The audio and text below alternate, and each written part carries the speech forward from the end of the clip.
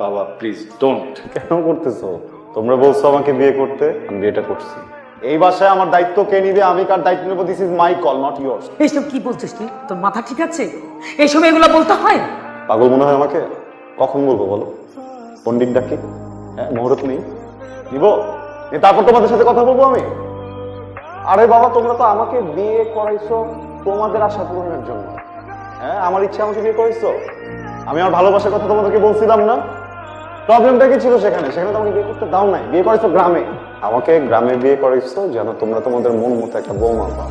আমাকে গ্রামে বিয়ে করাইছো যেন এই বাড়ি দেখাশোনা করার জন্য একটা কেয়ারটেকার পাও, যেন একটা কাজের লোক পাও। পাইছো তো কাজের লোক, কাজের লোক নিয়ে থাকো, সে তোমাদেরকে নিয়ে থাকুক, আমার এখানে ইনভলভ করতেছে সবকিছুতে।